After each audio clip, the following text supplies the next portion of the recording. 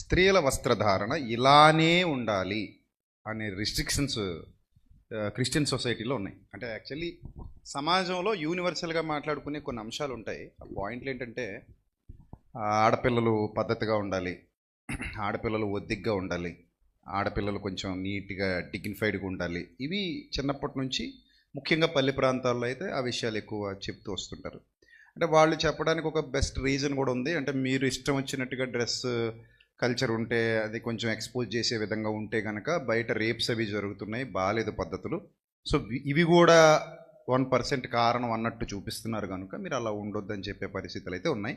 ముఖ్యంగా క్రిస్టియన్ సొసైటీలో dress code గురించి మీ అభిప్రాయం ఏంటి? అసలు చాలామంది డ్రెస్ గురించి అంటే ఇంకా చిన్నదాన్ని పెద్దదాన్ని అని కాకుండా ప్రతి ఒక్కరిని తక్కువ చేయటం, ఇలా లేకపోతే మీరు పాపులు అన్నట్టు చిత్రీకరించడం. ఒకవేళ ఎవరైనా స్కూల్కి వెళ్ళే పిల్లలు ఏమైనా ఒకవేళ మోడర్న్గా తయారైతే, మోడర్న్ అంటే ఐ మీన్ మరి వల్గర్ అని కాదు, వాళ్ళ లిమిట్స్ క్రాస్ చేయకుండా కొంచెం ఏదైనా జీన్ ప్యాంట్ కానీ, అదేంటంటారు పైన వేసుకుంటారు జీన్ ప్యాంట్ పైన టాప్, పంజాబీ టాప్లా ఉంటుంది కదా, సల్వార్స్ కానీ ఇలాంటివి వేసుకుంటే ఇది తప్పు, ఇది ఇలా ఉండకూడదు అన్నట్టు వ్యవహరించడం కానీ ఇలాంటివి ఉన్నాయి. దాని మీద మనం ఏం చెప్పాలనేది మీ అభిప్రాయం ఏంటి? క్వశ్చన్ అడుగుతున్నారు. అకార్డింగ్ టు ద బైబిల్ మీరు కూడా చెప్పండి. ప్రభువు కప్పింది కప్పుకోవాలి. ప్రభువు కప్పని చోట మనకు స్వతంత్రం ఉంది. దీన్ని ఎక్స్ప్లెయిన్ చేస్తాను. ప్రభువు మనలను కప్పాడు, ముఖ్యంగా గోప్యంగా ఉన్న అవయవాలను కప్పాడు. మీరు దిగంబరులుగా ఉన్నారు అని తెలిసింది కదా అని ఆయన ఒక గొర్రెను దాన్ని బలిచ్చి దాని యొక్క చర్మం చేత కప్పాడు. అది మనకున్న నియమం. మిగిలిందంతా కూడా స్వతంత్రం. ఎక్స్ప్లెయిన్ చేసే ప్రయత్నం చేస్తాను.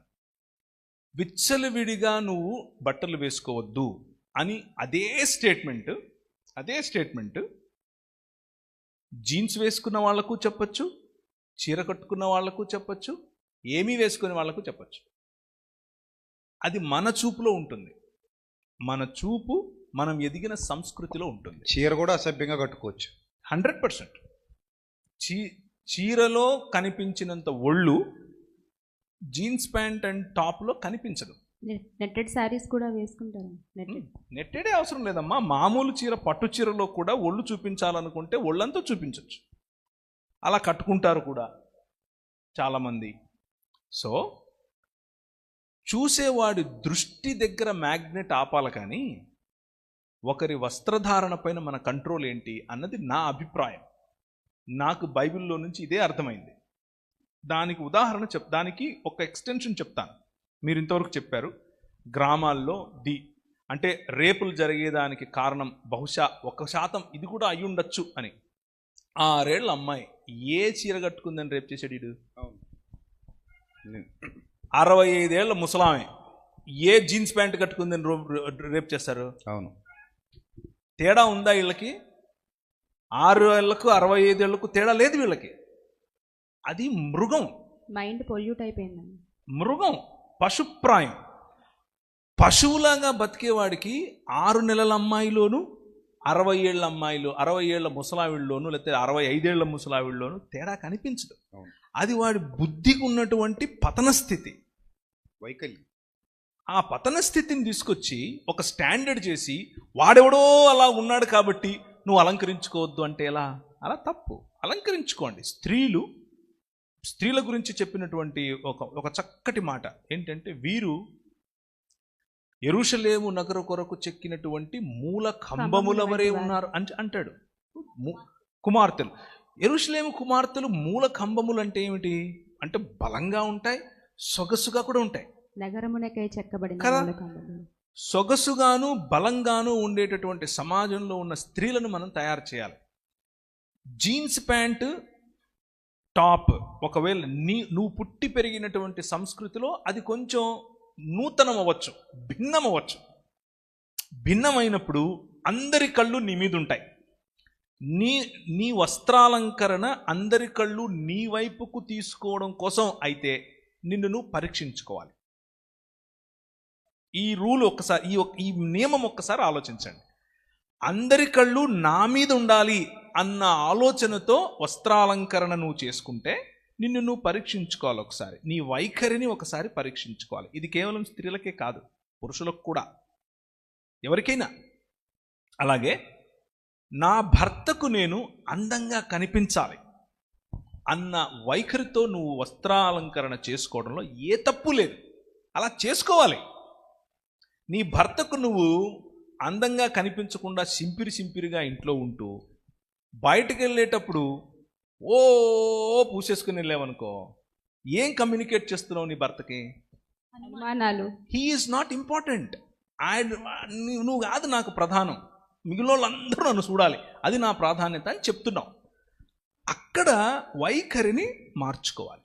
కానీ అలాగని చెప్పి ఫ్యాషనబుల్ డ్రెస్, ఉదాహరణకు అమ్మాయిలు ముఖ్యంగా దాన్ని ఏమంటారు, పరిపక్వమైనటువంటి ఆలోచన విధానంలోనికి ఇంకా రాకుండా అప్పుడప్పుడే ఎదుగుతున్నటువంటి అమ్మాయిలు, అడాలసెంట్స్, టీనేజ్ దాటిన తర్వాత 17 to 24, 25, వాళ్లకు అప్పుడు ఇంకా ఆ మెచ్యూరిటీ అనేది ఫామ్ అవుతోంది మైండ్లో. అలాంటి వాళ్ళను నువ్వు ఇదే చెయ్యి అని ఒత్తిడి పెట్టడం వల్ల రెబెలియన్ వస్తుంది. రెబెలియన్ వచ్చి నా ఇష్టం, నేను ఇదే చేస్తా అంటది ఆ అమ్మాయి. అలా వద్దు. Walk with them and show them. చెప్పండి వాళ్ళకు, దీనివల్ల ఇది సమస్య, దీనివల్ల ఇది సమస్య. నేను ఒక మాట చెప్తాను. అంటే నాకు అందరూ ఆడపిల్లలే ఇంట్లో, నేను ఒక్కడనే మగవాడిని. అందరూ మా అమ్మ దగ్గర నుంచి ఆఖరి పాప వరకు అందరూ ఆడపిల్లలే, నేను ఒక్కడనే. ఒక్క రోజుకు ఒక్క అమ్మాయి 20,000 పదాలు వాడుతుందంట. 20,000 ఒక్క అమ్మాయి. నా పరిస్థితి ఏంటంటారు? ఒకరోజు మా పెద్దమ్మాయి సిటీలో, అంటే హైదరాబాద్లో ఉంటాం మేము, హైదరాబాద్కు తగినటువంటి డ్రెస్సే వేసుకుంది. మేము చర్చ్కి వెళ్తుంటే నాకు కొంచెం అనిపించింది చెప్పాలేమో అని. ఎలా చెప్పాలి అని కూర్చొని కొంచెంసేపు ఆలోచించి ఓకే అని దగ్గరికి వెళ్ళి ఆ అమ్మాయిని దగ్గర తీసుకొని, యూ లుక్ బ్యూటిఫుల్ టుడే అని చెప్పా. నువ్వు చాలా అందంగా అనిపిస్తున్నారా, కాకపోతే ఇది ఇలా చేసుకుంటావా అన్న. వెంటనే మార్చుకుని వచ్చింది, మరుసటి క్షణమే మార్చుకుని వచ్చింది. అర్థమవుతుందా? Appreciate the beauty in your daughter before somebody else does it. ఎవడో బయటోడి కోసం అలంకరణ వద్దు. I'm looking at you, you are so beautiful. ఇక్కడ ఉన్న తండ్రులకు అందరికీ ఒక మాట చెప్తున్నా, గుర్తుంచుకోండి ఈ విషయం. You will not regret. మీరు తీసుకుంటే మీ మనసులోకి, మీరు ఎప్పుడు ఎందుకిన్ననరా వారి మాట అని మీరు అనుకోరు, మీరు సంతోషపడతారు. ఏంటంటే మీ ఆడపిల్లల్ని, ముఖ్యంగా మీ కూతుళ్ళని పొగడండి. ఎందుకంటే బయటోడు పొగిడితే పడరు. మా తెలుసులే ఓ అంటారు. మా నాన్న రోజు చెప్తాడు, నువ్వు కొత్తగా చెప్పేది ఏంటి అంటారు. నిజంగా మీరు దూరం ఉంచినంత వరకు బయటోడికి దగ్గర అవుతారు. పొగిడేస్తాడు గులాబీ పట్టుకోవచ్చు. నిజం చెప్తున్నాను. జస్ట్ ఒక టెక్స్ట్ కొట్టండి మధ్యలో, నువ్వు అక్కడ మీటింగ్లో అలా కూర్చున్నావే, భలే అందంగా ఉన్నావే ఇవాళ అని చెప్పండి. She will feel good. ఆ అమ్మాయి అలంకరణ పోతుంది, అంత మొత్తం దుప్పటి కప్పుకొని వస్తుంది రేపటి నుంచి. ఇంకో చిన్న పాయింట్ అన్న, కేవలం అమ్మాయిలనే కాదు, వాళ్ళ భార్యలను కూడా ఇలాగే పొగిడితే బెటర్. అవును కదా, కొంతమంది భార్యల్ని భర్తలు అసలు పొగడరు. బాగున్నావు, ఈరోజు వంట బాగుంది, అందంగా ఉన్నావని కూడా అనరు. Good thing to do. And ఇది spiritual. Let me add that. ఇది స్పిరిచువల్ వర్క్. బిల్డింగ్ సంబడి, నీ సొంత కుటుంబం, నీ పిల్లలు, నీ భార్య, వాళ్ళను కట్టడం, వాళ్ళ మొరాల్ బూస్ట్ చేయటం, ఇది స్పిరిచువల్ యాక్ట్ ఆఫ్ వర్షిప్. ఇది ఆధ్యాత్మికమైన ఆరాధన. మీ భార్యను పొగిడేసేసినంత మాత్రం నువ్వేదో తప్పు చేసేస్తున్నావు, లేకపోతే విగ్రహారాధన కొంతమంది పెద్దానికి తీసుకొస్తారు, విగ్రహారాధన చేసే కాదు, అది కాదు. నీ భార్యను పొగుడుతున్నావు అంటే నీ భార్యనే పొగుడుతున్నావు. పక్కింటి ఆమెను పొగిడితే ప్రాబ్లం, నీ భార్యను పొగిడితే ప్రాబ్లం కాదు. గుర్తుంచుకోండి ఈ విషయం. మీ సొంత పాపను పొగడండి. Appreciate their beauty, look into them. వాళ్ళలో ఉన్న టాలెంట్స్ గుర్తించండి. మన పిల్లల టాలెంట్స్ మనం గుర్తించకపోతే ఎవడో చిందుకు గుర్తిస్తాడండి, మనమే చేయాలి. సో డ్రెస్సుకు ఆధ్యాత్మికతకు సంబంధం లేదు.